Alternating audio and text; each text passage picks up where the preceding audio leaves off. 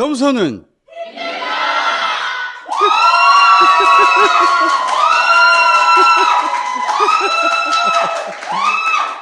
자, 2026년 첫 번째 다스베이다 시작하겠습니다.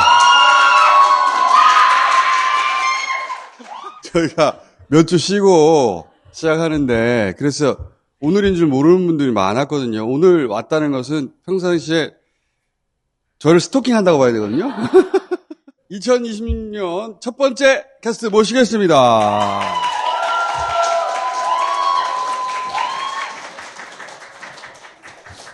자, 우리 신장식 의원님은 이제 곧 도착하실. 왜 이러나 다들. 눈앞에 진수성찬이 막. 점심을 못 먹어가지고. 네, 한번 드셔보세요. 이게 스프거든요. 먹고 있을 테니까 할 일을 해주세요. 네. 토마토, 렌틸 스프, 그리고 요게 당근 누룩 스프입니다. 중요한 게 이게 밀가루를 사용하지 않고 쌀가루를 넣었대요. 그래서 다이어트에도 너무 좋은, 식사 대용으로 좋은 그런 스프입니다. 요즘엔 저당이 빠지면은 장사가 안 돼. 게다가 또 간편함. 당을 낮추는데 전자레인지 1분 30초라니 안 먹을 이유가 없잖아. 아, 맛까지 좋은데. 그리고 이건 뭐게요? 깡땅. 네, 깡땅 버터입니다. 정말 저의 사랑. 나의 사랑, 너의 사랑. 깡. 네, 깡땅 버터. 이거 있을 때 쟁여놓고 나중에. 신장식 의원님. 네, 안녕하세요. 국민은 복만이, 윤석열은 벌만이. 저희 탕탕 버터를 소개하고 있었어요. 깡땅. 깡땅. 오랜만에 왔다, 오랜만에. 진짜 너무 오랜만이잖아요. 깡땅 오랜만이야.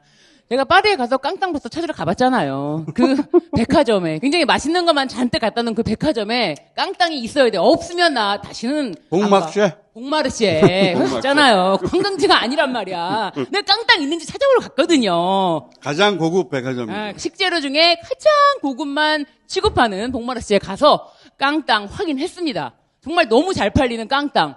그런데 이제 복마르쉐가 아니라 우리나라에서 이렇게 쉽게 구입할 수 있다니 안 살 이유가 없잖아.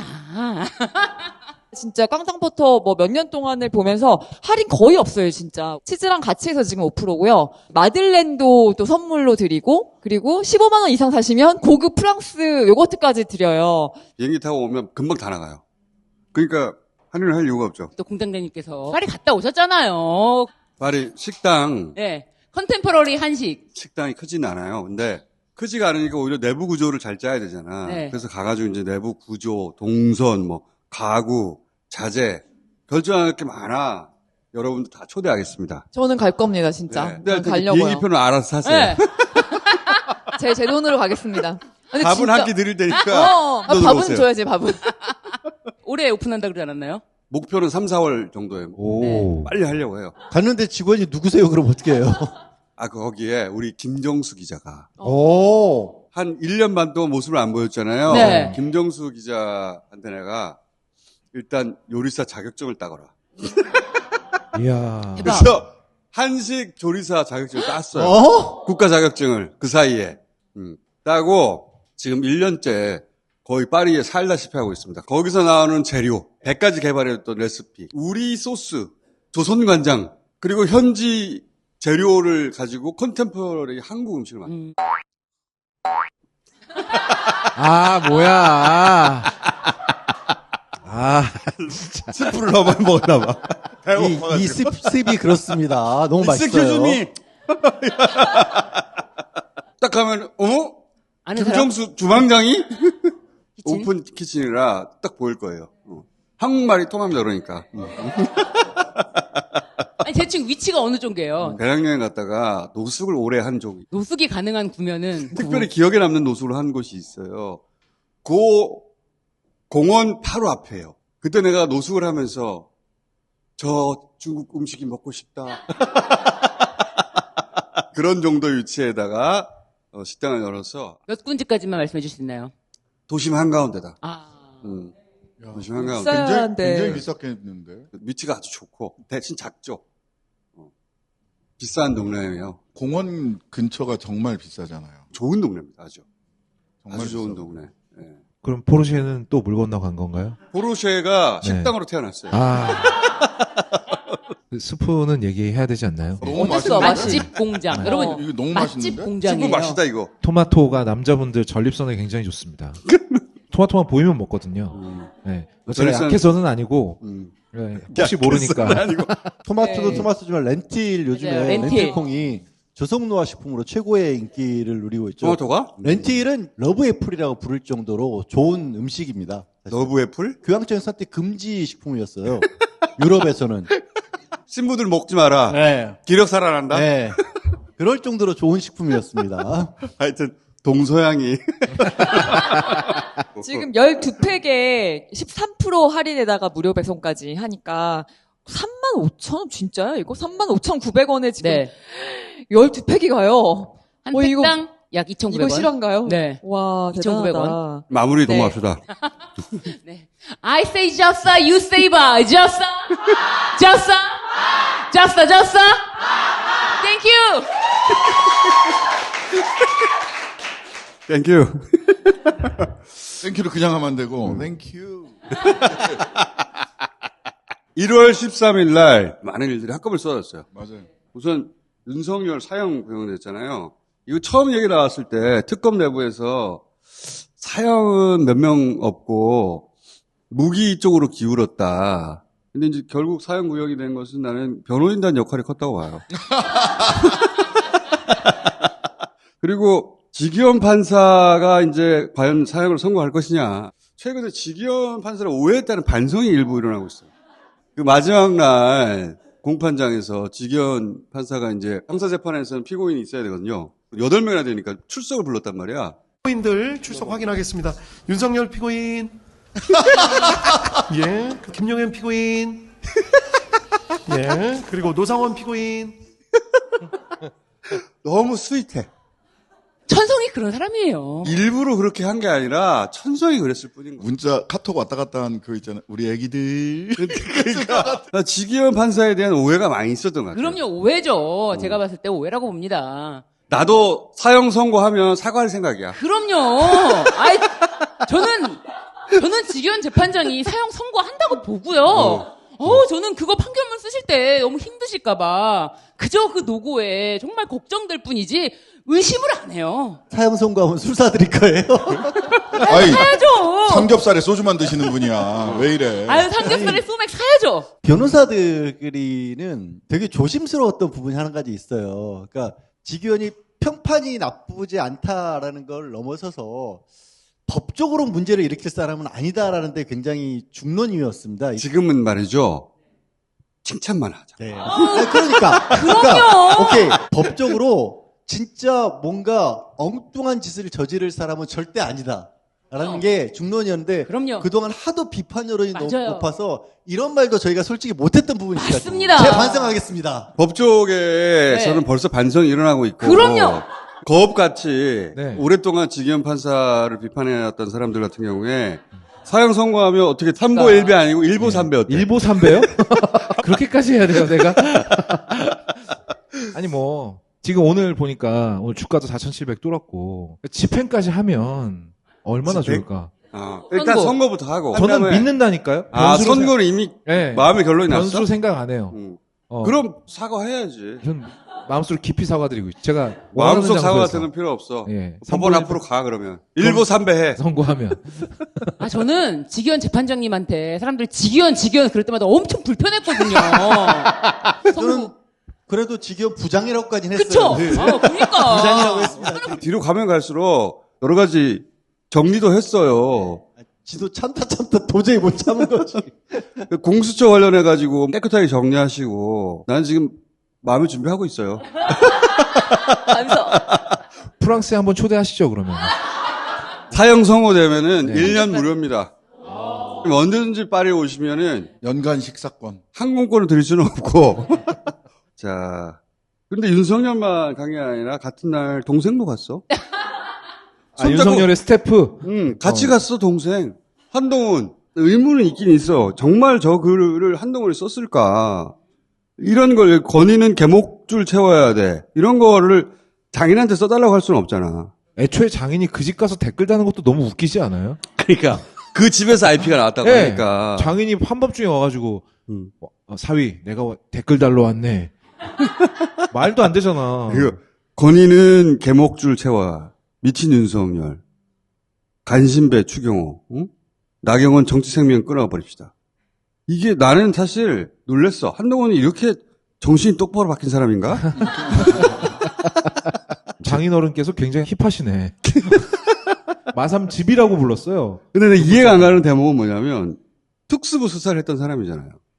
아무리 익명 게시판이라고 해도 운영자는 정보를 다 볼 수 있다는 걸 몰랐나? 나를 누가 건드려 당대표인데 그런 생각을 했던 게 아닐까. 어제 새벽 1시인가? 중앙윤리위원회 결정문이 윤리위원회. 나왔잖아요. 결정문을 봤는데 당이 할 수 있는 강제 수사권을 갖지 않은 기관에서 할 수 있는 최선을 다했더라고. 결정문 진짜 잘 썼어요, 나름. 일을 굉장히 열심히 하고. 굉장히 열심히 했어요.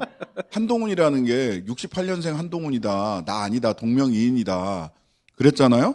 근데 여기 보면 근데 왜 IP가 니네 집이랑 같니? 그 한동훈의 IP는. 그러니까. 그게 안 돼요. 그리고 왜 진은정 씨가 글 삭제할 때 그 한동훈도 같이 삭제했니? 동명이인인데 동명이인인데 사실 그들 주장을 읽다 보면 설득돼. 오늘 한동훈이 이제 국회에 와서 기자회견을 했단 말이에요. 무슨 이 제2의 계엄이다. 민주주의를 지키기 위해서 싸우겠다. 불법 계엄에 반대한 나를 장동혁이 찍어내는 거다. 이렇게 얘기를 했어요. 근데 그 답을 안 해요. 그래서 네가 썼어 안 썼어? 그렇지. 찍어내기로 한 건 맞지. 그거 맞지? 하지만 근데 네가 그럼에도 썼니? 불구하고 나경원, 천정군 갔어 안 갔어? 한동훈 게시판에 글 썼어 안 썼어? 이거에 답하지 않아요. 진짜 비겁한 사람이에요. 일단 가족이 만들었다까지는 인정했잖아. 네, 가족이 작성한 거라고 했어요. 자기는 몰랐고. 그러니까 나중에 알았다. 그러니까 집에서 벌어진 일이 맞잖아. 그러면 동명이인이 여기 온다는 건 말이 안 되잖아. 동명이인이 그 집에 잠깐 들어가고 저 한동훈이에요. 윤리 4살 많은 한동훈이야 내가. 그러면서. 아, 한동훈이에요. 한동훈에 대한 어떤 그 악감정이라고 해야 될까요? 그게 좀 사무칠 정도라는 게 느껴져요. 라디오나 이런 데 나가는 사람들이 다 한동훈계밖에 없어요. 왜냐면 맞아요. 장동혁 대표 체제에 지지하는 사람들은 그런 데서도 도저히 못 부를 정도의 말들밖에 못하기 때문에 그나마 좀 제정신에 가까운 사람들은 그나마 한동훈계밖에 없는 거예요. 국민의힘 쪽 사람들 만나서 얘기를 들어보면 한동훈을 거의 진짜 가해자, 배신자를 유승민 이상 철저하게 싫어해요. 근데 조선일보를 유시해서 이른바 이 재래식 언론들이 국민의힘이 하도 헤매고 있으니까 야 니네 같이 뭉쳐서 어떻게 좀 해봐 라고 하니까 이 국힘 쪽에서는 어떤 반응을 보이냐면 아니 우린 피해자고 저 새끼가 우리를 가해했는데 왜 우리가 죄를 받아들여져야 됐냐고 이렇게 압력을 가하냐. 이것 때문에 더 싫어한다라는 거예요, 지금. 얼마나 잘 됐어. 그러니까 한동훈에 대한 마음이 이 분위기가 우리가 생각하는 이상으로 국힘에서 싫어하더라고요, 진짜로. 김근식은 지금 친한 게 아닌가? 요새 장동혁이 원래 친한 게야. 네, 원래 뭐 그럼요. 그랬죠. 어. 네. 사무총장. 한동훈이 윤석열을 배신했다면 장동혁은 한동훈을 배신한 거예요. 잘하는 짓이다. 그래서 한동훈이 장동혁 대표에서 뭐라 그러면 스텝. 한동훈이 그 사람 내 스텝이었던 사람이에요 이러잖아요. 그러니까 자기는 인식이 그런 윤석열 거예요. 스텝. 윤석열한테 물어보면 한동훈 그거 내 밑에서 딱거렸던 애야 이렇게 대답하는 거고. 그런데 이제 웃긴 거는 참 잘 됐어. 그 한동훈 이 정신 상태가 얼마나 올바라. 한동훈이 잘 되길 바래. 아니 근데 보니까 이건 이준석보다 더 모두각이네.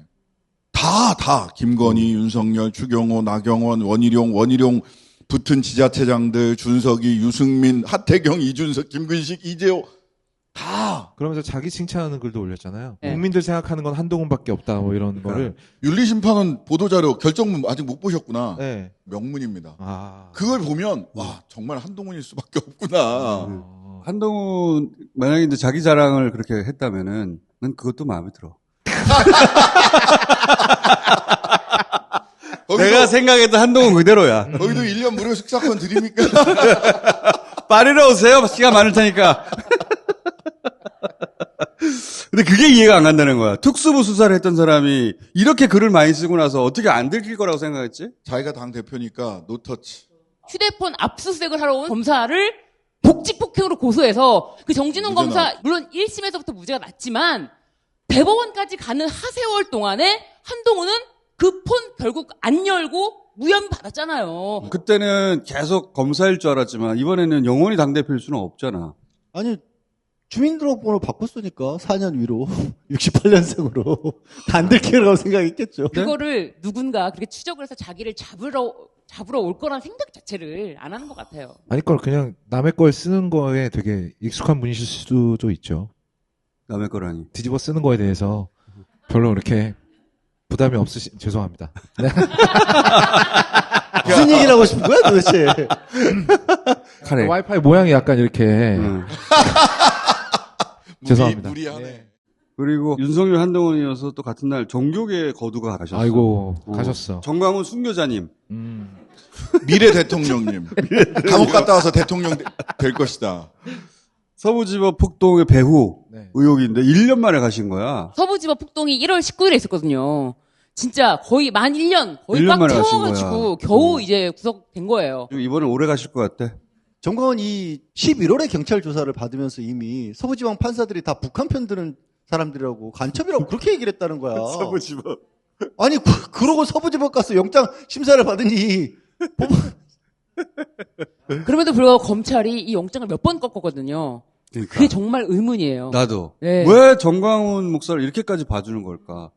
끝내 봐주다 결국 가긴 했는데 몇 번 갔잖아 그동안. 그리고 오래 네 안 번. 있었는데 이번에 만약에 이제 서부지법 폭동 배후 의혹이 사실로 재판 과정에서 드러나면 아주 오래 가실 것 같아. 이번에. 오래오래 계셨으면 좋겠어요. 네. 그러니까 연로하신데 좀 쉬었으면 좋겠어. 맞아요. 아니 본인도 가면 겨울이라 따뜻하고 철마다 과일도 준다고 그렇게 좋아하면서 가던데 뭐. 그래서 이 새 거두고 한 날에 다 가셨어. 한날에. 그것도 신기하네 진짜. 한날에. 이것도 신기하네. 심야에 전부 다. 한 달에. 빡빡빡. 최근 한두 달 동안 뭐 이렇게 제대로 되는 게 없다 막 그랬는데 한 번에 촉촉촉. 1월 13일. 그래서 이제 지기현 판사의 결정만 남았고 사과 준비되어 있습니다. 우리는 1년 식사권 드린다지 않습니까? 예. 1년이 뭐야. 파리 오기만 하면 그냥 자동으로 그냥 파리에 플랜카드 걸 거야. 사형 선고 판사 오셨네 막. 이게 너무 부담스러워가지고. 불어로 막 걸고 막. 자, 중수청 공소청. 요거 이제 수사 기소 분리하라고 했더니 기소를 담당하는 공소청은 보안 수사권이라는 이름으로 수사권을 가져가려고 하고, 그리고 수사를 담당하라고 하는 중수청에는 수사사법관이라는 이름으로 검사를 지휘하는 역할로 둬서, 원래 검찰청이 그렇게 하잖아. 그러니까 검찰청 폐지를 하라고 했더니 야바이로 두 세포, 개를 만들어놨어요. 세포 분열해가지고. 네, 두 개를 만들어. 이거 야바입니다. 이게 옛날 중수부를 중수청으로 승격시킨. 그러니까. 대검 중수청. 그걸 우리가 모를 줄 알고. 검찰의 외청으로.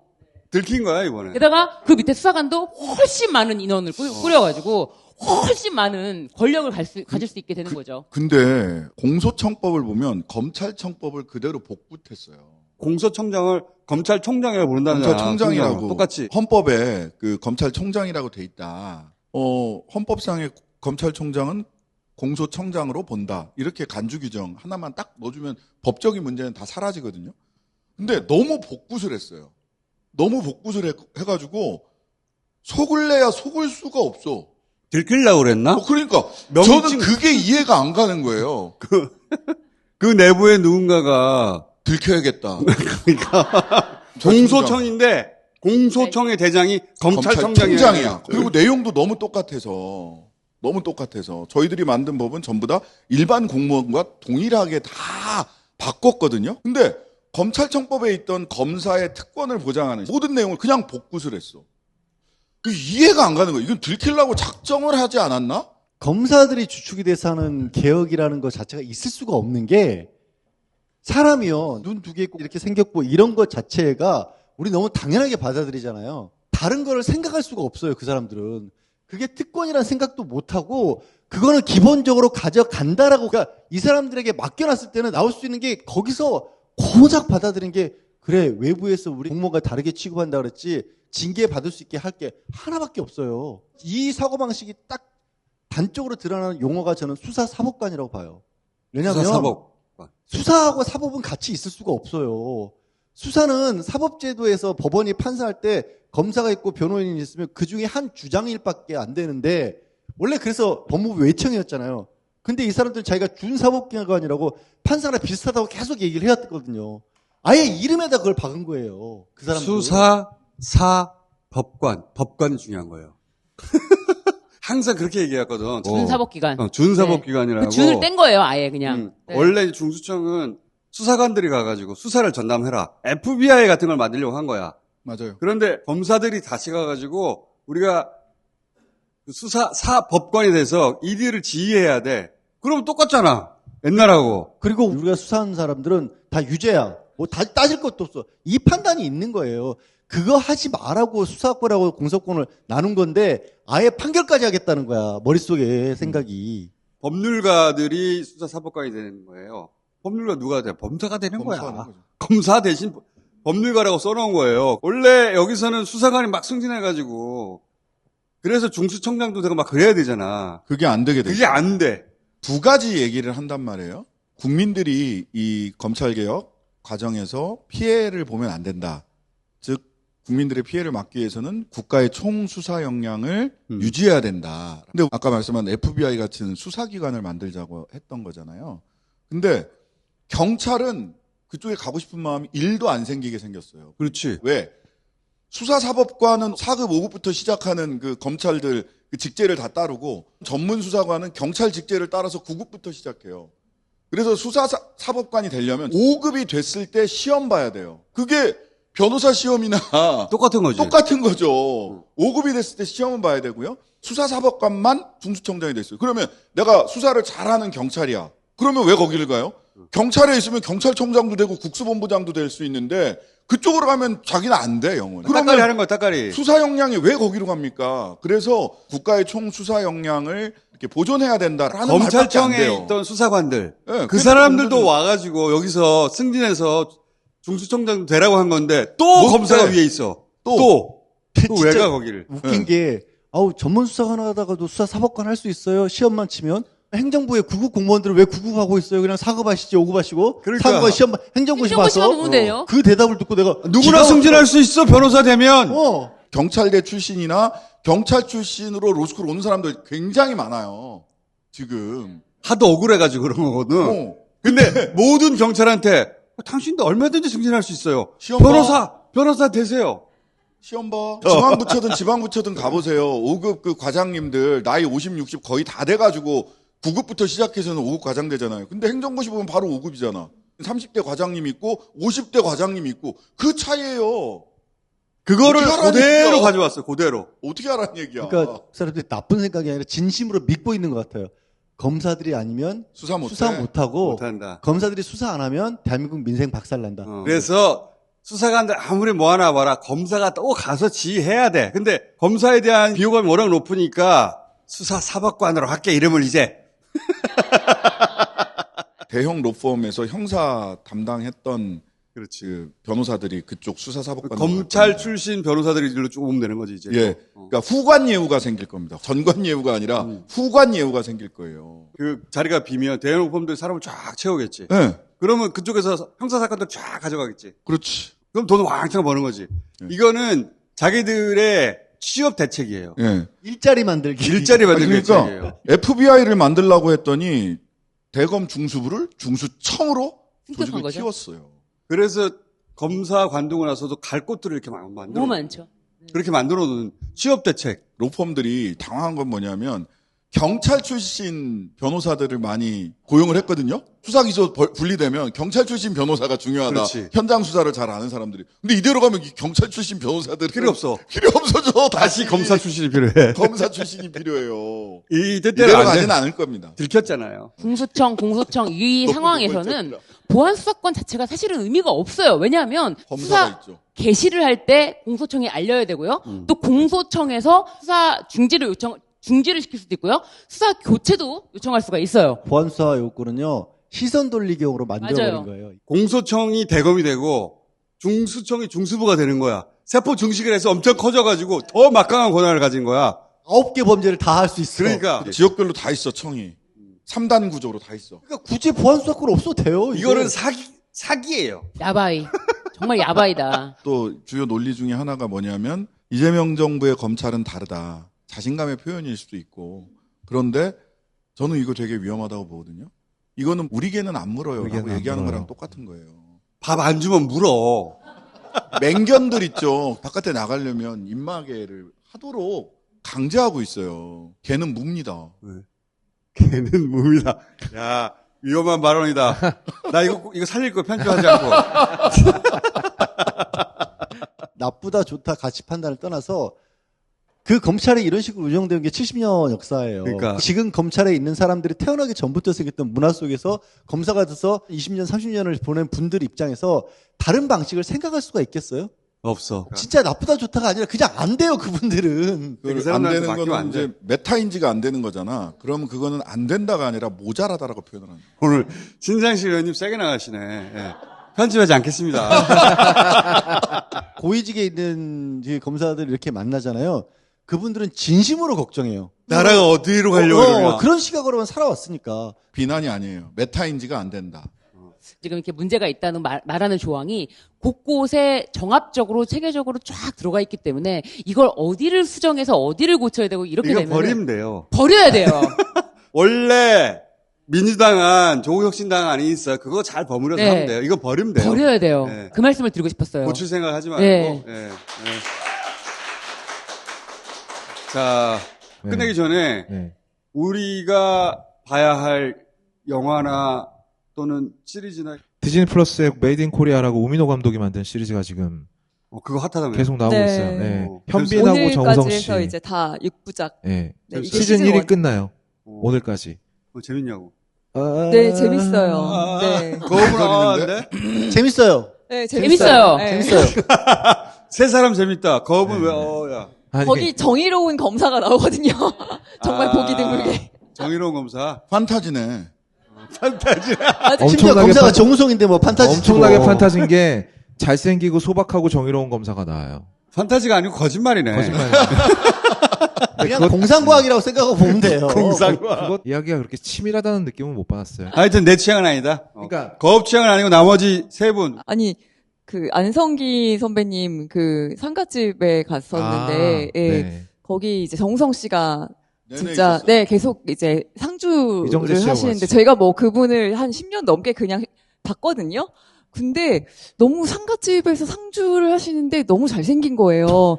그래서 제가 무슨 얘기야, 이게. 뭐야 이게 뭔 얘기 하고 싶은 거야? 무슨 말이야? 무슨 에피소드가 나올 줄 알았더니.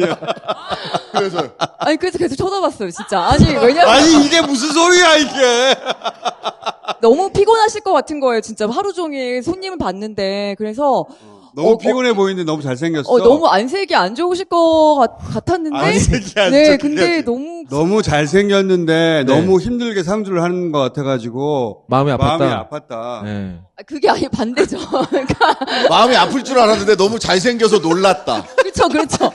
왜냐면 거기에 정우성 씨만 있는 게 아니라 우리나라에 그 잘생긴 배우들 많이 그만해요. 왔어요. 내 말이, 내 말. 아, 이 말은 진실이에요. 저도 네. 갔는데 앉아가지고 이렇게 얘기를 하는데 맞잖아요. 다른 배우들도 많이 왔는데 뭐 이정재부터 시작해서 쫙 그건 있는데 그래. 우리 세월호 심하게. 다큐 할 때 나레이션 해가지고 여러 번 봤거든요. 네. 가까이 오는 게 싫어요. 그냥 이렇게 콧소리 이렇게 좀 났어. 왜 멋있냐고 그게.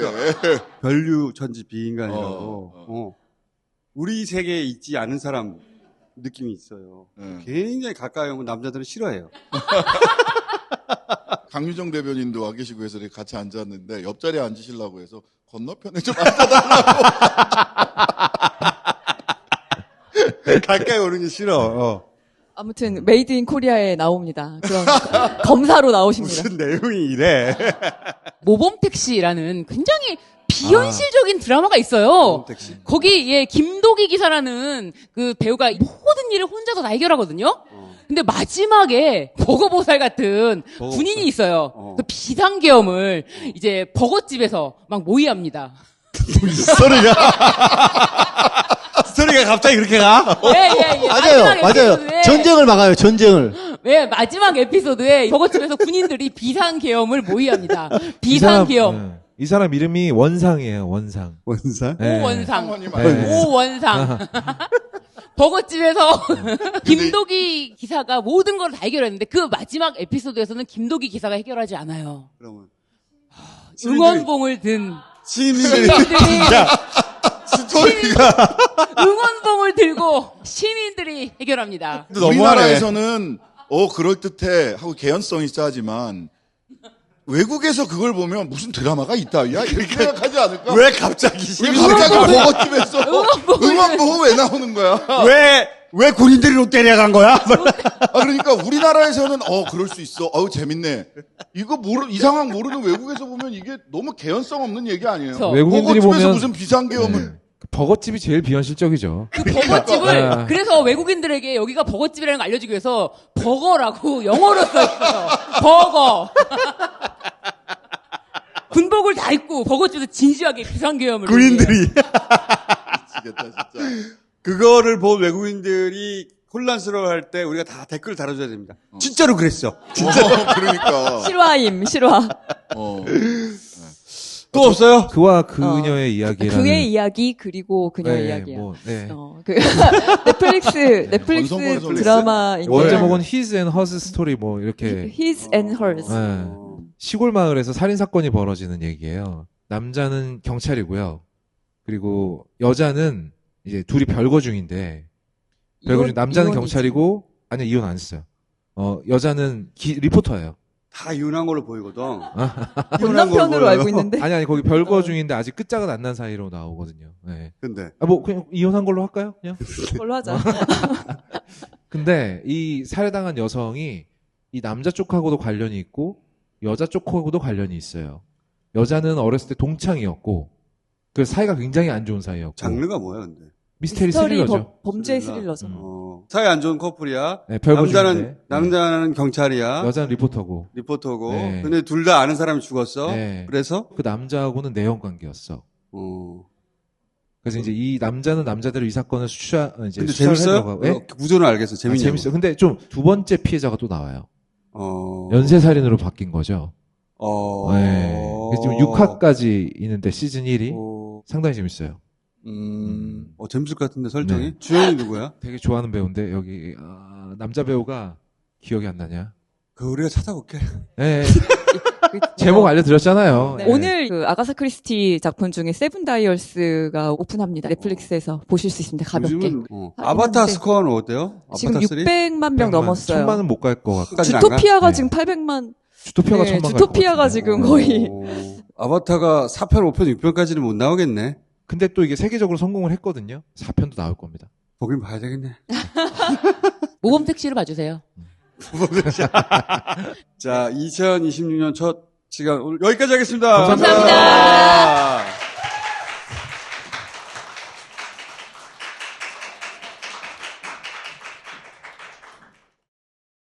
안녕하세요. 김어준의 다스베이다 광고호스트 이상민입니다. 구강 전문 기업에서 시리얼을 만들었다고 합니다. 닥터 시리얼이라고 하는데요. 얼마나 좋은 시리얼인지 한번 검사해 보겠습니다.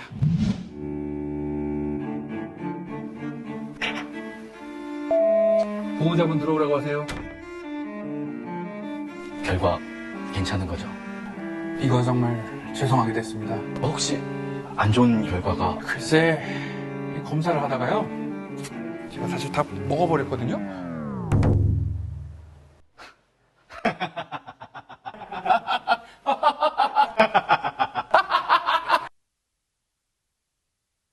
국내산 유기농 발화 통곡물로 만든 시리얼이라니까 자꾸 손이 가더라고요. 거기다가 유산균도 1000억이나 들어있어서 쾌변에도 도움이... 잠시만요.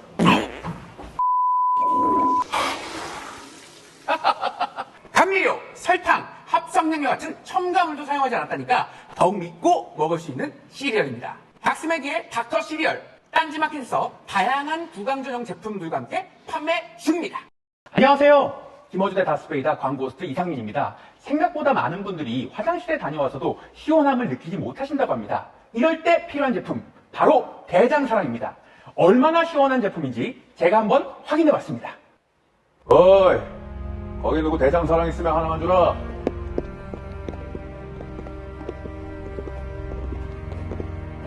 뭐 갈 땐 가더라도 대장사랑 한 포 정도 괜찮다.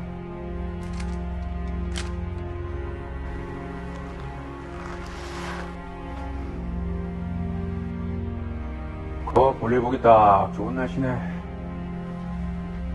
잠깐만, 나 신호 왔어. 이렇게 바로 확인할 수가 있었습니다.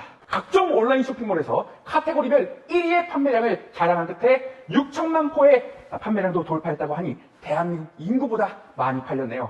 그런데도 높은 평점과 좋은 후기가 계속 달리고 있는 대장사랑. 시원하게 화장실을 다녀오고 싶다면 망설이지 말고 구매하셔도 좋을 것 같습니다. 딴지마켓에서 가장 저렴하게 구매하실 수가 있습니다.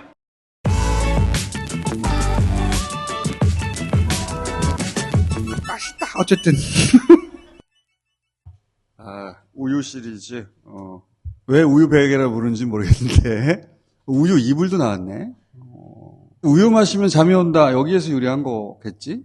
친환경 대나무솜, 친환경 텐셀솜으로 만든 우유 베개와 우유 이불. 이벤트하고 있습니다. 30% 할인이라고 합니다. 파인프라, 오래됐어요. 파인프라 모토는 약이다. 치약은. 아주 저하고 오래 했기 때문에 후기를 확인하세요. 파인프라. 한 번 쓴 분들은 계속 쓴다고 합니다. 오래됐습니다. 잘난 척 시리즈. 예. 총 22권, 한 권으로 시작했는데 22권이나 나왔어요. 예. 딴지 마켓에서 가장 오래 베스트셀러 인책 시리즈입니다. 인문학 시리즈. 착한 콜. 10년 이상 함께 왔습니다. 착한 콜, 꽃배달, 착한 콜, 퀵서비스도 있고, 대리운전도 있습니다. 착한 콜, 5%씩 기부합니다. 자, 두 분을 모시겠습니다.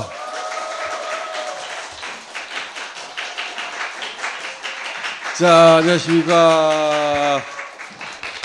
자, 오늘 이제 중국 전문가, 러시아 전문가 모시고, 우리가 익숙했던 세계 2차 대전 이후의 세계 질서가 지금 급속히 해체되고 있다. 그 얘기를 좀 해보려고 하는데, 미국은 미국의 나와바리, 러시아는 러시아와 나와바리, 중국은 중국의 나와바리. 이런 다극체제를 트럼프 마가가 세팅하고 있어요. 그래서 미국은 남미하고 자기 이익이 직접적으로 걸린 그린란드 같은 거. 그런 거 이제 우리 거야, 그냥. 나머지는 알아서들 해. 국제기구 다 몰라, 씨발. 러시아는 그 신호를 가장 먼저 해독하는 나라 중에 하나예요. 베네수엘라 침공한 거 보고, 야, 미국 니네 우리한테 이제 뭐라고 할 수 없어. 니들 나쁜 놈이잖아. 이런 성명을 내고 기뻐했고. 미국을 적극적으로 비난했죠. 그리고 네. 초기에는 기쁘기만 했는데 지금도 걱정도 절반 정도 있는 상태. 그리고 중국은 행동으로 바로 옮겼어요. 일본 니네 트럼프가 니네 안 도와준다. 이제 수출이 어제 빵 때리고. 뉴욕타임즈가 트럼프한테 대만은 어떻게 할 거냐고 그랬더니 대만은 시진핑이 알아서 할 일이다. 트럼프는 비즈니스맨이잖아요. 러시아도 베네수엘라 투자 많이 했거든요. 오가는 러시아 유조선들 다 막아. 하지만 우크라이나는 니네 뜻대로 해. 중국도 마찬가지야. 베네수엘라 투자 많이 했는데 니들 손해를 감수해. 대신 대만 니네가 알아서 하면 되잖아. 연장선상에서 트럼프는 유럽도 그린란드 우리 못 먹게 하면 우크라이나 손 뗀다? 우크라이나 지킬래? 그린란드 우리 줄래? 이런 딜을 타고 있는 것으로 보인다. 그걸 알아들은 세력들은 지금 재빨리 새로운 세계 질서에 맞게 구상을 짜고 있는 것이다. 이 모든 일이 미국이 패권이 무너지면서 시작된 일이에요. 그렇지. 미국이 중국 니네는 이거 먹어, 러시아 니네는 이거 먹어를 말로 했느냐? 말하지 않습니다. 그렇지. 미국은 여전히 대만 해협에도 관여하고 싶고 우크라이나도 자기 뜻대로 하고 싶어요. 그런데 실질적으로 그럴 힘이 이제 없는 거예요. 그러니까 미국 서방구만 자기네들 걸 확실히 하고 우크라이나는 EU, 나토와 니네가 할 수 있으면 하고 말면 말고 이렇게 되니까 당연히 중국이나 러시아 같이 힘 큰 나라들은 원하는 대로 할 수 있는 가능성이 훨씬 커진 겁니다. 일본도 까보니까 이번에 전례 없는 센 세기로 때려버린 거예요. 그럼에도 불구하고 트럼프는 지금 아무 말도 안 하고 있어요. 일본은 대만 편들면서 중국 때리고 혼자 중국을 상대할 수 없어요. 미국 편을 들어달라고 하는데 트럼프는 그게 관심이 없어요. 오히려 뉴욕타임즈한테 그거 시진핑이 알아서 할 일이야. 그러니까 일본은 세계가 어떻게 돌아가는지 이 흐름에서 탈락해 있어요. 더 늦기 전에 뛰어들어야 되겠다. 그 생각이 드는데 미주 대륙에서 중국이나 러시아가 마련한 거점들이 있습니다. 예를 들자면은 베네수엘라나 아니면 쿠바나 니카라과 같은 곳들이 있거든요. 이제 그런 것에서 러시아의 영향력은 완전히 빼버리겠다. 그렇죠. 자기 네. 뒷마당에서 네, 네. 뒷마당에서는 꺼져. 예. 대신 니들 나와버리는 내가 이전보다는 눈 감을게. 한번 어. 딜의 대상이 되는 것이죠. 근데 미주 대륙에서는 딜이 없습니다. 그건 이제 확고한 것이고 러시아가 베네수엘라에 투자를 많이 했어요. 이걸 이제 혹자들은 신제국주의라고 표현을 해요. 근데 저는 전혀 그렇게 생각하지 않습니다. 미국 자체가 이미 신제국주의였어요. 옛날에 유럽 제국주의라고 불려지는 그 제국주의와 다르게 제국주의인데 우리가 아름다울 밑자를 쓸 만큼 아름답게 포장되어 그렇지. 있는 제국주의였어요. 예전에는 전쟁에서 했는데 그다음부터는 국제기구, 명문, 민주주의 이런 걸로 했단 말이야. 맞습니다. 국제법, 국제기구 이런 걸 동원해서 아주 우아하게 할 수 있었어요. 구제국주의와 신제국주의 차이는 뭐냐면 옛날에는 직접적으로 영국이 인도를 침략한 것처럼 들어가서 주권과 영토를 뺏어버리는 거예요. 완전히. 근데 식민지 통치를 하는 게 더 이상 불가능해져 버린 거예요. 인도도 너무 그 세계에 반발하고 그러니까 이제 미국과 같은 좀 더 우아한 제국주의가 세계에 먹혔고 지금까지 이끌어왔어요. 근데 미국이 그것조차 힘이 빠지니까 지금 트럼프가 옛날에 유럽이 하던 방식으로 주권도 내놔, 영토도 내놔 이런 방식으로 다시 돌아가 버렸어요. 미국은 국제법 동원하고 유엔 동원해서 통치를 하다가 문제가 생기는 국가, 그들이 보기에 이란, 이라크 같은 게 대표적이죠. 가서 이른바 참수작전, 윗대가리 제거해버리고 자기네들의 점령 방식으로 자기가 원하는 통제를 만들어 놓고 빠지는 방식이었는데 그것도 최근에는 다 실패했어요. 그렇지. 지금 베네수엘라 사태도 미국이 그건 잘하거든요. 쳐들어가서 그 우두머리들을 제거하고 하는 데까지는 잘하는데 이제 문제는 이제부터예요. 생선을 먹었는데 가시들이 너무 많은 거예요. 베네수엘라는 땅덩어리도 크고요. 인구도 많고 산악 지역에다가 정규군도 아주 많이 가지고 있고 민병대까지 아주 되어 있어요. 혁명을 하는데 아주 이미 많은 훈련이 되어 있는 국가입니다. 그 첫 번째 증거가 어디가 나왔냐면 트럼프가 미국 정유회사들을 다 데리고 와서 야 이제 우리가 처리했어 니네 들어가 그랬더니 한 정유회사도 안 들어가 그랬어요. 정리가 안 됐다고 생각하는 거죠. 들어갔다가 다시 자기가 쫓겨나온 경험이 두 번이나 있거든요. 그거가 다시 안 된다는 보장이 지금 상태로는 아무것도 없는 거예요. 여기에다가 만약 중국까지 여기 간섭하게 만들면 미국은 더 복잡해지는 거예요. 그럼 미국은 어떤 깨를 내냐 하면 니네들이 상업적 이익은 지켜줄게. 석유도 더 품질 좋게 만들어 팔게. 그러니까 이거는 우리가 세력권을 하게 해줘. 지금 이런 딜을 계속 하고 있어요. 대만은 우리가 손 뗄게. 트럼프는 그 말을 해버렸잖아요. 대만이 유일하게 기댈 수 있는 나라가 미국이었고 그 힘을 믿고 독립을 하겠다고 했었는데 트럼프가 그건 시진핑이 알아서 할 일이야. 그래버리면 대만 문제는 어쩌면 중국이 볼 때는 훨씬 더 시간을 가지고 여유롭게 자기 것으로 만들어 나갈 시간을 벌게 된 거죠. 이 시기에 이제 분위기 파악 못하는 일본이 숟가락 놓다가 지금 얻어맞은 거예요. 일본은 세계가 돌아가는 흐름하고 완전히 정반대로 가고 있는데 대만 붙들고 중국하고 싸우려고 했고 미국한테 도와달라고 했고 퇴짜 맞았고 그런데 일본 극우가 계속 이렇게 하는 이유는 여성 총리잖아. 그 이미지를 이용해서 일본 극우가 오랫동안 꿈꿔왔던 전쟁할 수 있는 나라, 헌법 개정, 핵무장 이쪽 루트를 타려고 하는 것 같아요. 다카이치 총리가 인기가 되게 높다고 하는데 좋은 기사만 계속 써줘야지 이게 가능하거든요. 일본 극우와 일본 보수 언론들이 사는 손잡고 다카이치 인기를 지탱시키고 있다고 봐요. 중국도 파워 너무 세지고 있고 미국은 우리를 버리고 있고 미국에 기대서 중국한테 덤비던 이 전략은 안 된다 이제. 그러니 우리가 핵무기도 가져야 되고 막 이쪽 방향으로 가야 하는데 여성의 부드러운 이미지를 이용해서 일본 국민들이 일본 그 헌법 개정에 반대하는 거예요. 전쟁에 대한 두려움이 있기 때문에. 그런데 여성이라는 걸 이용해서 아베도 실패했던 헌법 개정까지 쭉 그 루트를 타고 있는 거예요. 일본은 전 세계 지금 돌아가는 사람하고 전혀 상관없이 독자적으로 그 길로 가고 있는 거고 중국은 그거 눈치챈 것 같고 근데 그러는 사이에 일본이 중국하고 미국의 압력을 견뎌야 되니까 한국한테 도와달라고 끌어들이고 있는 거예요. 같은 편 먹자. 처음이에요. 일본이 우리한테 먼저 손을 내밀고 편 먹자고 한 거는. 이 히토류라는 문제는 일본에게도 심각한 문제입니다. 히토류 중에서도 중히토류라는 게 있어요. 이 히토류는 전적으로 중국이 90% 이상을 통제합니다. 그러니까 이제 이 다카이치는 어떤 꾀를 내냐 하면 빨리 중의원을 해산을 해서 헌법을 개정해서 자기네들 일본 거구가 그동안 원해왔던 것들을 헌법을 고쳐서 실행하려고 하는 거예요. 한국한테 이렇게 일본이 한국한테 친절하고 모든 걸 다 내줄 듯이 한 적이 한 번도 없거든요. 그렇게 했으라도 다카이치 지지율을 계속 유지를 해서 중의원 해산에서 선거에서 이기는 첫 번째 스텝으로 지금 가고 있는 겁니다. 그래서 헌법 개정할 거예요. 그 다음에 헌법 개정까지 성공하고 나면 이제 핵무장 한다고 하겠죠. 자, 그럼 우리 재성 교수님한테 또 여쭤보고 싶은 것은 트럼프가 많이 공부하고 있습니다. 트럼프가 그린란드 자기가 이미 먹은 것처럼 굴잖아요.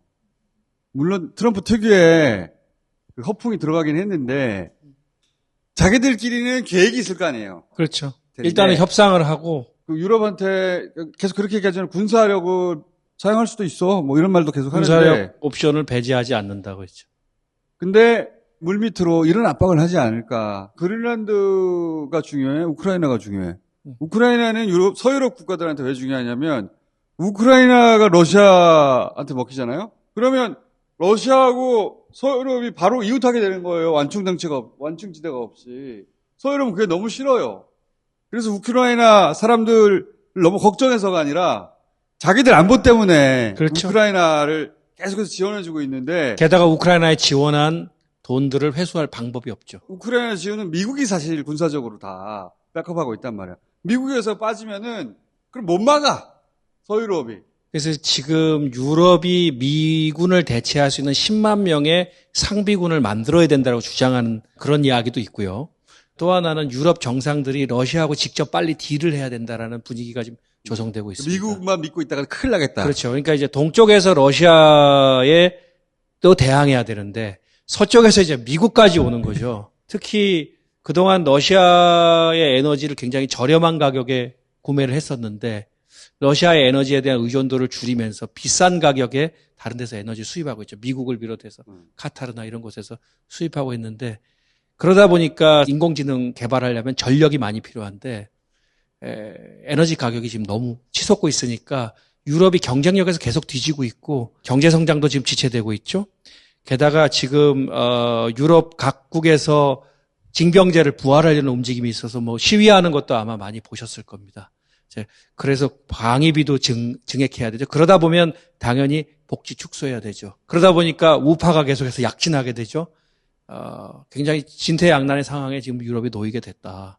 그래서 우크라이나냐 그린란드냐 선택해라. 이런 딜을 만약에 던졌다고 하면 유럽의 분열이 생길 거라고 봅니다. 그렇죠. 예. 그럴 것 같아요. 덴마크 니네가 알아서 해야 되겠다. 야.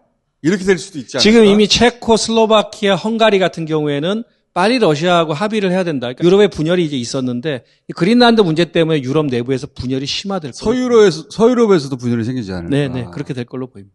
트럼프가 그런 딜을 지금 치고 있는 거야.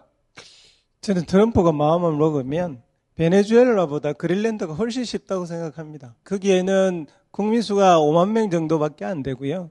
그리고 또 지키는 군대가 없습니다. 그냥 형식적인 군대는 있는데 그건 뭐 아무것도 아니죠. 아무것도 아니에요. 이제 덴마크 자체도 미군이 있습니다. 미군이. 덴마크 자체도 군사력이 얼마 안 돼서 덴마크도 조그만 나라죠. 예, 나토가 그것을 지켜주느냐? 나토가 지켜줄 수가 없어요. 왜냐하면 방금 말씀드린 대로 유럽은 지금 자기 코가 석자란 말입니다. 그린란드를 지키기 위해서 유럽이 단합을 해서 저항을 한다? 저항을 하는 것도 어떻게 저항한다는 거예요? 미군과 맞설 만한 군사력, 군대를 보내야 되는데 그게 없단 말이야. 그러니까 지금 이 유럽의 혼란, 당황? 당황스러운 이런 상황을 반영하는 게 나토가 공식적인 입장이 없어요. 어떻게 해야 될지 모르는 어떻게 될지 모르는 거죠. 지금 이 상황. 나토 입장이라는 게 뭐냐 하면 그린란드가 러시아나 중국 때문에 위험하다면 우리 나토군을 거기에 파견하자 이런 이야기를 해요. 트럼프한테는 말도 아닌 말장난이죠. 그렇지. 그다음에 나토의 부위원장은 유럽군을 만들자. 그거는 10년, 100년 걸리는 프로젝트예요. 지금 아무 쓸모없는 일이에요. 수십 년간 사실 그런 구상이 있었죠. 그렇죠. 지금도 마크롱 대통령이 그 얘기 줄기차게 하고 있는데 유럽의 다른 국가들이 호응을 안 해줘요. 드골 시절부터 했던 얘기예요. 그러니까요. 언제 만드냐고. 한 달 후에 군대가 생기면 또 모르겠어. 10만 명이. 될 일이 아니잖아요. 그러니까 트럼프는 자신만만한 거예요. 거기 뭐 군대 있어? 니네가 그럼 우크라이나 니네 무기로 다 지킬 수 있어? 트럼프를 막을 방법이 있나? 유럽이 막을 방법이 없어. 말을 방법이 없다. 이게 트럼프가 그렇게 말했잖아요. 나를 막을 것은 나의 도덕심밖에 없다. 그렇게 말했단 말이야. 무엇이 당신을 멈출 수 있습니까? 국제법입니까? 아니, 나의 도덕심뿐이라고 얘기합니다. 국제법은 필요 없다. 나토하고 관계가 깨집니다. 그럼 뭐 어때? 나토 탈퇴하겠다는 얘기도 했잖아요. 그러니까 심지어. 2차 대전 이후에 이 나토 체제가 깨집니다. 그럼 뭐 어때? 그런 게 막을 수 없다는 거예요. 역설인데 가장 위험한 국가들이 미국의 동맹국들이에요. 지금 캐나다 가니 총리가 중국에 지금 있는데요.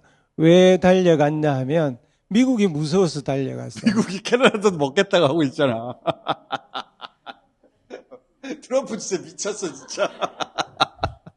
51번째 주로. 캐나다는 정말로 미국이라고 실질적인 한국가라고 해도 다름없을 만큼 정치, 경제, 군사적으로 미국에게 다 의탁하고 있었단 말입니다. 캐나다 수출이 75%가 미국으로 수출을 해요. 경제가 딱 묶여 있어요. 그리고 미국 군대가 영원히 자기를 지켜줄 것이라고 믿고 군대가 10만 정도밖에 캐나다에 지금 없어요. 그런데 미국이 이렇게 나오면 이제 속수무책인 거예요. 최근에 캐나다가 우리한테 이제 잠수함 발주해가지고 독일하고 우리가 지금 경쟁국인데 갑자기 캐나다가 자동차 공장 캐나다에 지을 수 있느냐 이걸 옵션으로 들고 나왔잖아요. 그게 왜 그러냐면요. 지금 말씀하신 대로 미국하고 경제적으로도 역할 분담을 한 거예요. 그 캐나다에는 미국이 생산 안 하는 것만 여기다가 공장을 지었어요. 근데 이제 트럼프가 들어오면서 영원히 관세가 없을 줄 알았는데 캐나다 막 관세 때리고 막 니네 먹는다고 하고 막 우리가 영원한 친구가 아니다 이제. 그러니까 공장을 따로 세워야 되는 거예요. 미국이 큰 거 만들면 여기서는 작은 거 만들고 그런 식으로 하나의 경제 단위처럼 움직였다고. 그거를 트럼프가 다 깨버린 거야. 캐나다가 지금 난리가 났어. 어머 씨발. 트럼프 저 미친 새끼 막 그러면서.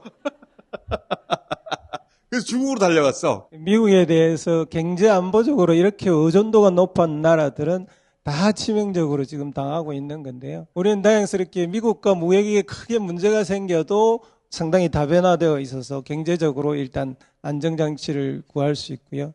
우리의 지정학적 위치가 싱가포르만큼이나 아주 좋아서 싱가포르나 대한민국이 중국으로 가느냐 미국으로 가느냐 독립적으로 서느냐에 따라서 그냥 한 대륙의 큰 부분이 왔다 갔다 할 만큼 중요한 위치에 있어요. 예전에는 우리가 안 좋다고 그랬죠. 나쁘다고 그랬거든요. 둘러싸여가지고 우리가 힘만 있으면 너무 좋은 위치인 거야. 일정 정도의 전략적 자율성만 가지고 있다면 그리고 그런 의지가 있는 지도자가 있다면 그리고 이재명 대통령이 이때 대통령으로 그 외교의 수장이 된 게 얼마나 다행인지 몰라요.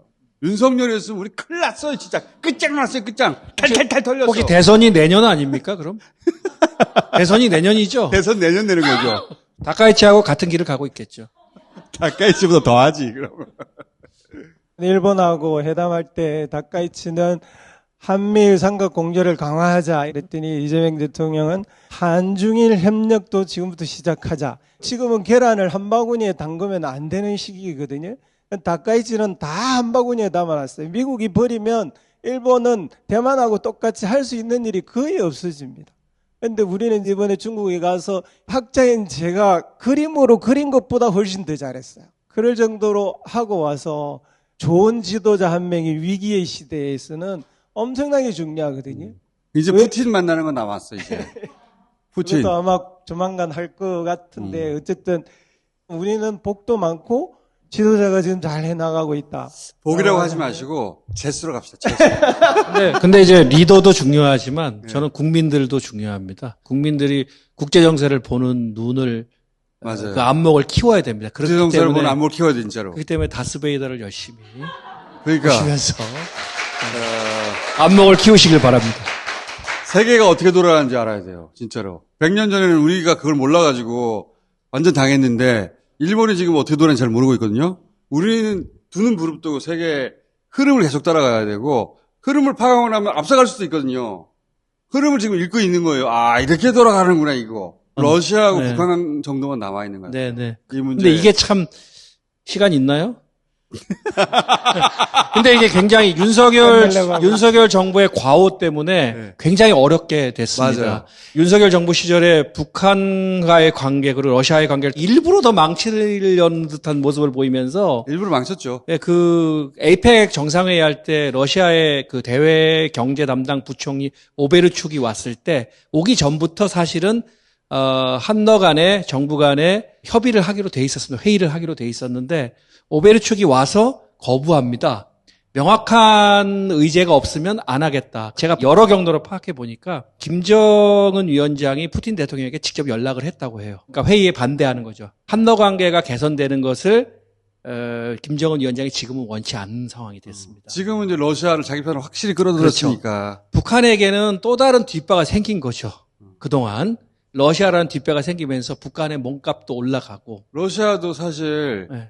우크라이나 전쟁 때 북한이 직접적으로 도와줬기 그렇죠. 때문에 혈맹이 됐죠. 6.25 때 미국하고 우리가 혈맹이 됐다고 하는 것처럼 그걸 윤석열 정권 때 조장하고 방치하고 러시아를 그렇게 무시했으니까. 우크라이나 가서도 굳이 그럴 필요까지는 없잖아요. 사즉생 생즉사의 정신으로 같이 싸워 나가자. 이렇게까지 오버할 필요는 없잖아요. 그러니까. 네. 왜 우크라이나 때문에 우리가 러시아하고 죽자 사자 싸워야 돼?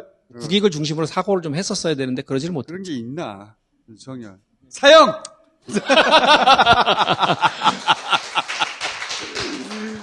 자, 오늘 여기까지 하겠습니다. 감사합니다. 고맙습니다.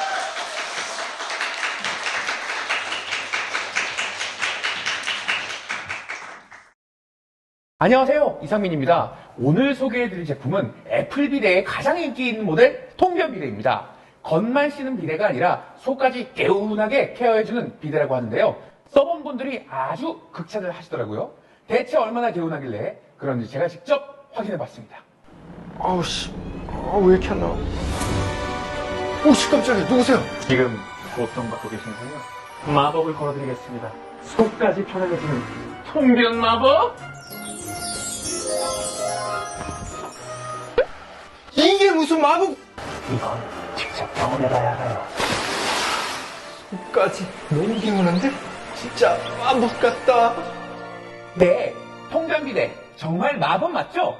애플 비데는 국내 자체 공장에서 직접 제조하고 있으며 AS 전국 지점 운영, 전국 무료 설치 서비스까지 진행하고 있습니다. 품질 자신감으로 당당하게 3년 무상 AS까지 비데는 역시 애플 비데 통변 마법. 여러분도 꼭 경험해보세요. 딴지마켓에서 가장 합리적인 가격으로 만날 수가 있습니다. 안녕하세요. 김어준의 다스베이다 광고 호스트 이상민입니다. 죄송합니다. 네? 네? 지금 닥스메디 연구소에서 무언가를 꾸미고 있다고요?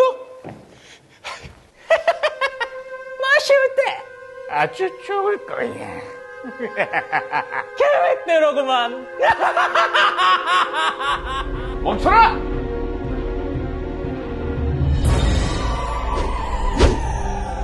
아니, 양치 후에 과일을 먹이다니 이런 잔인한 놈들! 잠깐만, 이건 괜찮아. 닥스메디니까. 근데 쓰지 않은데요?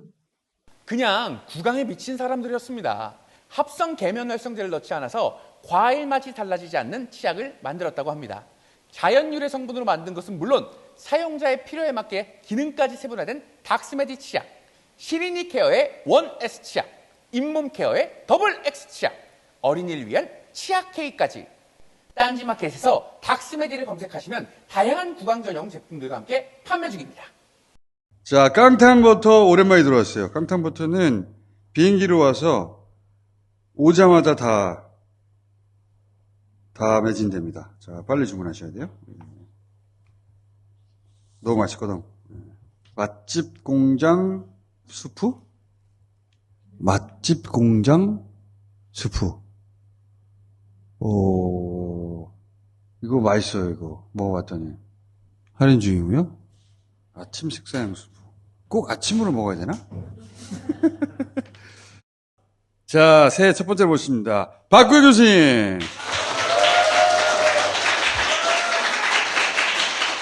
자,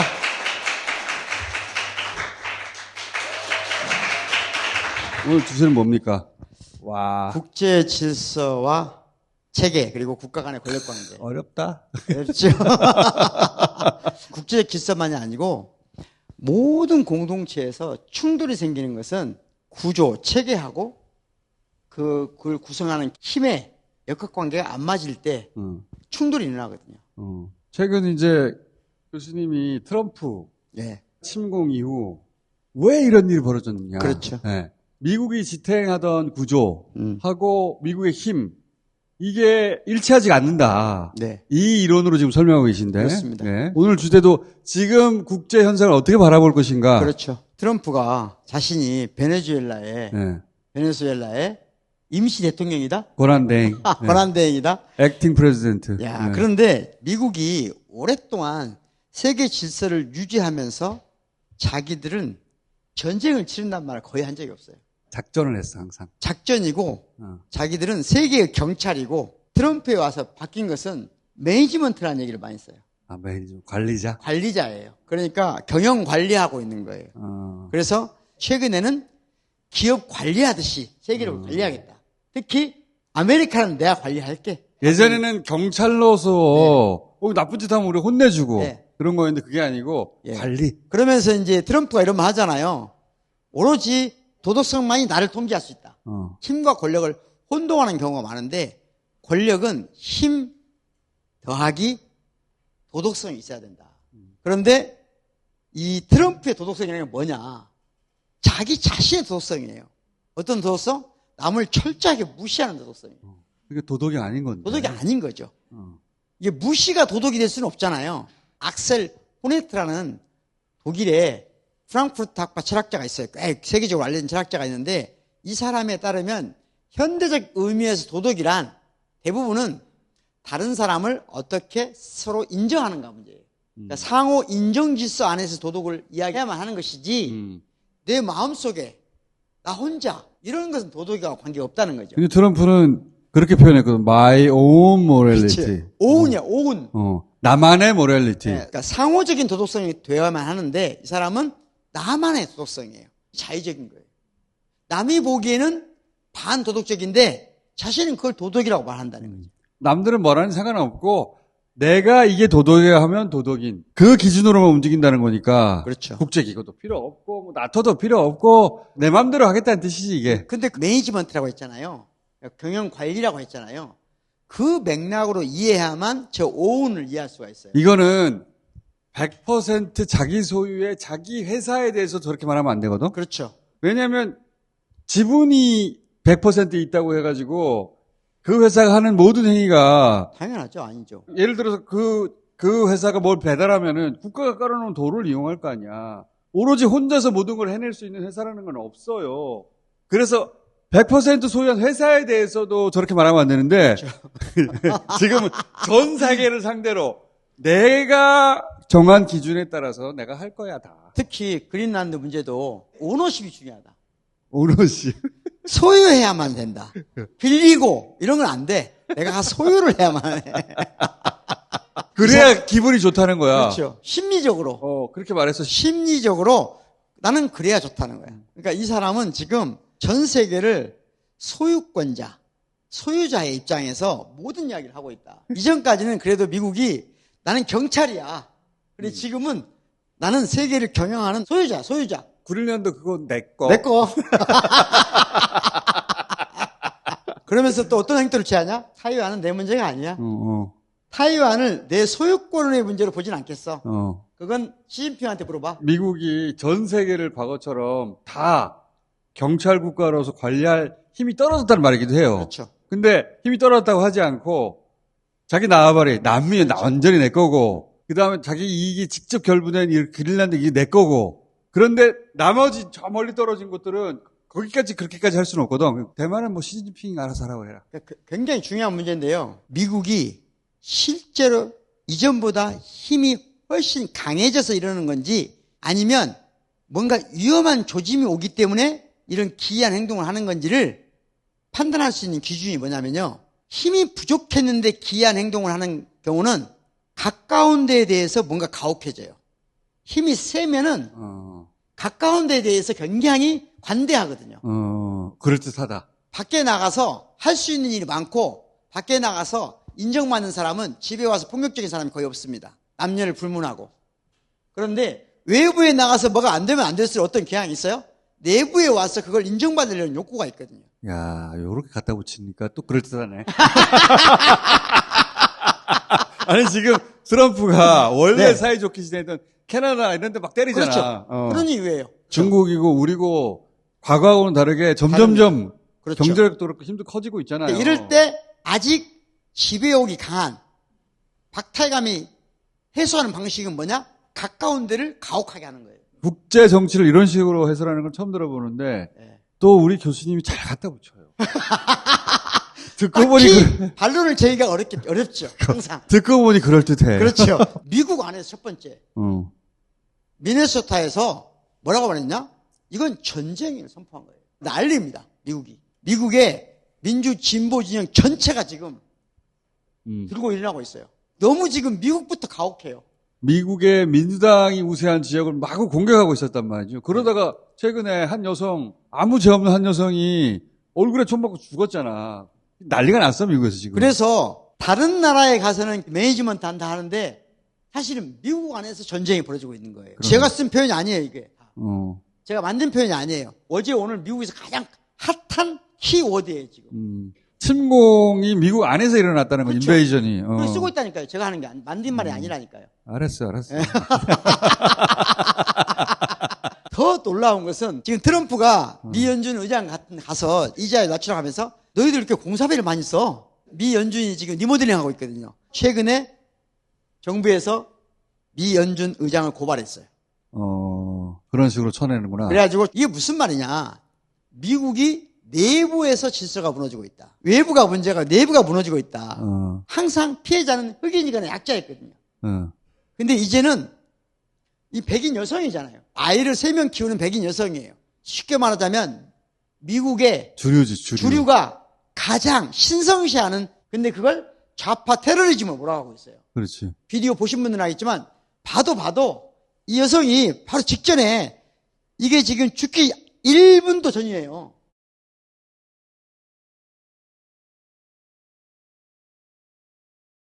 이 여성이 처음에 나왔으면 하더라도 뭔가 아이스 요원들에 대해서 막 비난을 하거나 전혀 없어요. 욕설을 하는 줄 알았는데 총격을 가한 그 아이스 요원이 휴대폰으로 이 여성을 찍어요. 차를 돌면서. 전체적인 상황은 이렇게 된 거야. 이게 일방통행로예요.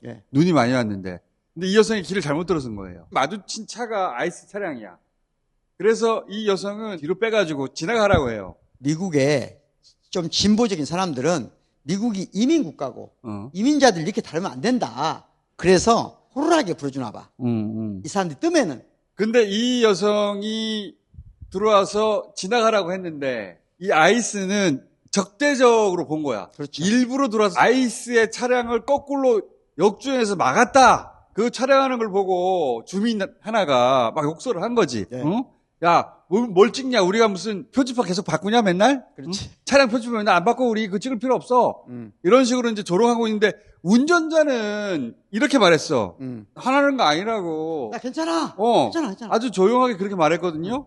근데 이 찍던 사람, 아이스 요원이 삥 돌려서 찍다가 왼쪽 코너 좀 왔을 때 이 여성이 그 직전에 아이스 요원들 차에서 내려 막 거칠게 말하거든. 두 명이 오거든. 그 무섭잖아. 차량을 빼려고 하는데 이 사람이 찍던 사람이 요 코너에 딱 온 거야. 그렇죠. 순간적으로. 접촉이 나서 접촉 난 순간 이 찍던 사람이 바로 머리에 총을 쏜 거예요. 그 순간에. 바로. 주변의 여성이 잠시 항의하며 촬영하지만 갈등이 고조됐다고 보긴 어렵습니다.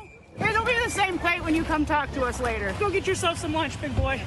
요원을 들이받으려 해 정당방위를 했을 뿐이란 정부 설명과는 다른 정황이 또 드러난 겁니다. 만약에 이 아이스 요원들 주장하듯이 정말 차로 뭉개려고 했다면 직진했어야지. 이 차는 우회전을 했단 말이야. 우회전하는데 차 코너에 받친 거야, 그냥. 받치니까 얘는 총으로 쏴버린 거야, 그냥. 그 자리에서. 이렇게 열린 창문에 대고 얼굴에 쐈어요, 얼굴에. 얼굴에 맞고 죽었어, 이 사람이. 그렇죠. 말도 안 되잖아, 진짜. 미국, 유럽, 영국 모든 방송에서 이 화면을 정밀하게 쪼개서 분석을 했어요. 근데 모든 사람들이 아무리 봐도 이건 잘못된. 그렇지. 공권력이. 이 사람이 공격적이었다. 또는 단속 요원을 죽이려고 했다. 이런 것을 감지할 만한 요소가 없어. 아무것도 없어. 근데 아무것도 이제 없어. 트럼프 정부가 뭐라고 하냐? 이들은 좌파 테러리즘. 그것도 훈련받은.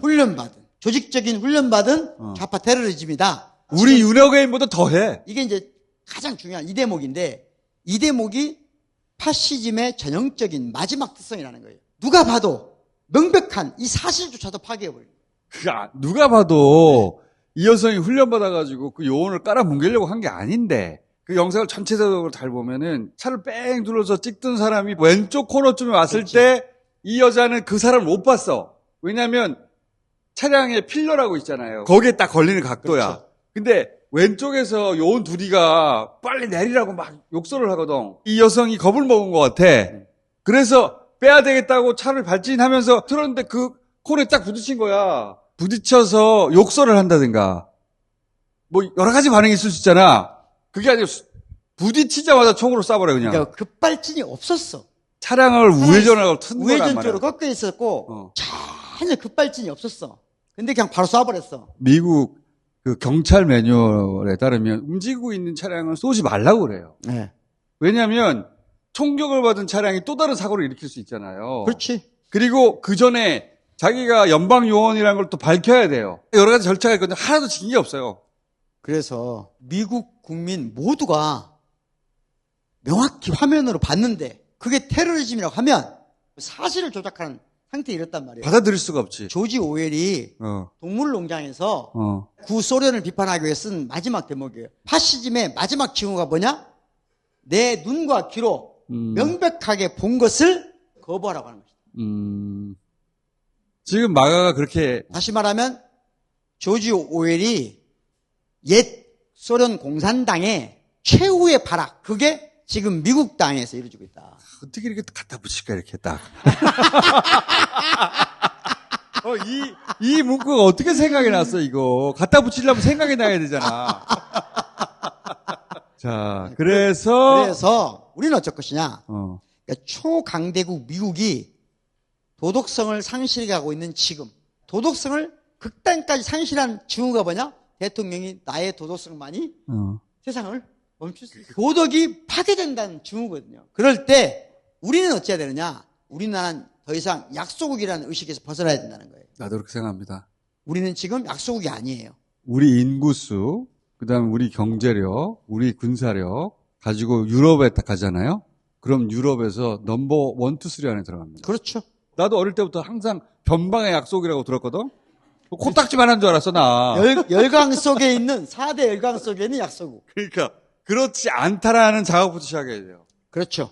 의식을 바꿔야 된다. 우리는 지금 이미 영국, 프랑스, 독일과 비견할 만한 나라다. 인구수로도 경제적으로도 그리고 군사력으로도 소프트파워까지 합치면은 꿀릴 데가 없어. 간단히 말해볼게요. 미국을 제외한 모든 OECD 국가가 디지털 적자 국가입니다. 우리가 구글에 빅테크에 돈을 내잖아요. 그 중에서 적자가 가장 작은 나라가 우리나라예요. 우리는 삼성이 있고 더군다나 하이닉스가 있고 더 나아가서 우리한테 뭐가 있어요? 소프트파워가 있는 거예요. 유튜브가 돈을 쓸어가는데 그 유튜브에서 콘텐츠 대가로 주는 예를 들어서 그렇죠. K-팝 가장 많이 받아가는 나라 중에 하나거든 우리가. 그렇게 수지가 일본보다 우리 수지가 10배 이상 좋아요. 정확히 말하면 20배입니다. 그래? 예. 이건 다 제가 조사를 해놓은 겁니다. 10배 이상보다 더 많아? 20배. 공부 많이 하는 거 아니야 요새? 나보다 시세를 더 잘하면 어떡해? 그래서 우리는 국민 의식이 동시에 세계 시민 의식이야만 한다. 이재명 대통령은 깨달은 것 같아요. 깨달은 거지. 그래서 이재명 대통령이 한 말 중에 난 되게 인상적인 말이 뭐였냐면 힘을 길러야 합니다. 그렇죠. 그런 말을 한 석 달 전에 했어요. 그렇죠. 맞아요. 힘을 길러야 합니다. 지금 매우 어려운 상황입니다. 그러니까 제가 한미 또 한일 정상회담을 하면서 제가 공개석상에서 가끔씩은 나라의 힘을 좀 길러야 되겠다라는 말씀을 드린 이유가 있습니다. 약육강식의 시대가 다시 돌아오고 있다는 식으로 얘기를 했어요. 그때까지만 해도 우리가 잘 못 알아들었어요. 그 말을. 어진 씨가 좀 알아들었지. 나는 금방 알아듣잖아. 지금 트럼프가 벌이고 있는 일, 그런 징후들을 그때 다 읽은 거예요. 그리고 이 상황에서 우리가 힘을 길러야 되고 우리 독자적인 외교를 해야 되고 그 길로 가야 된다고 판단하고 그 길로 가고 있었던 거예요. 그렇죠. 정확한 판단입니다. 그렇습니다. 어제 장면이잖아요. 이번 주에 일본에서 이분 너무 부담스러워 이분. 일본에서 국정 지지도가 높습니다. 네, 70% 이상. 중국과 극단적인 대결 형태로 만든 것이 국민적 지지를 받는다는 것은 무슨 말이냐?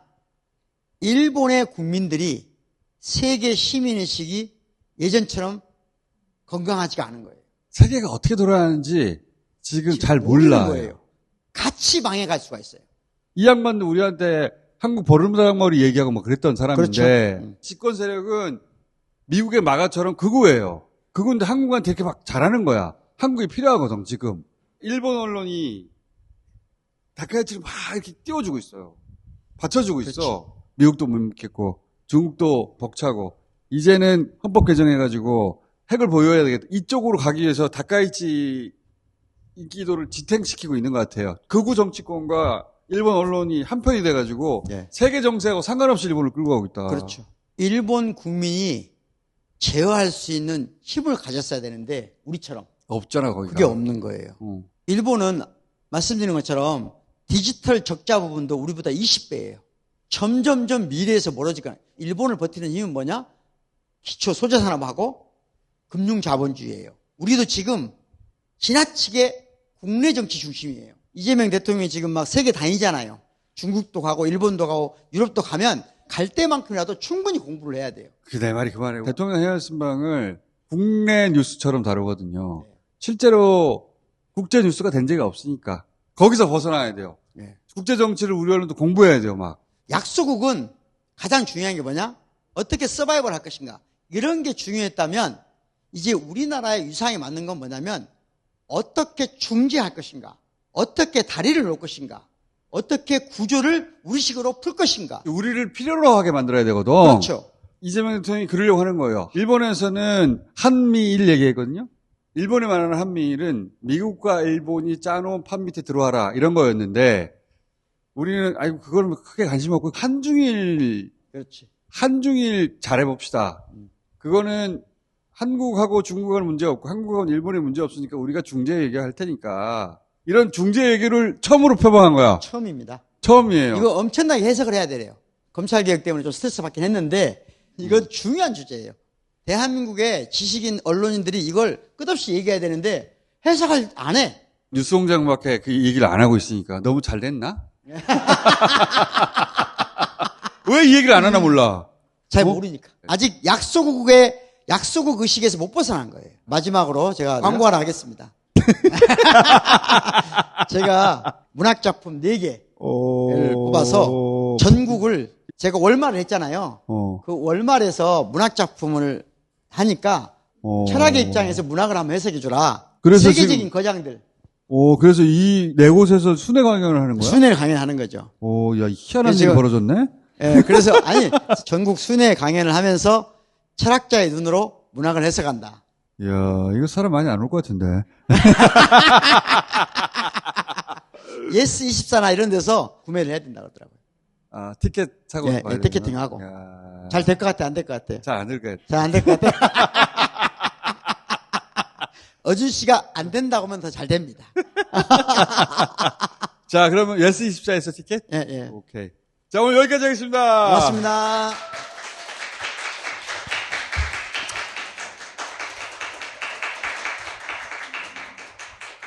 자, 계엄 이후에 윤석열 탄핵소추, 체포, 탄핵 심판, 이재명 재판, 대선, 그때마다 얼마나 속을 졸였어요.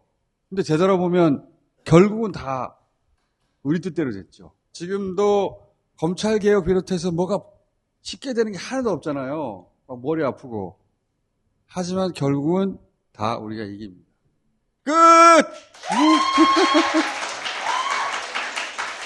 자.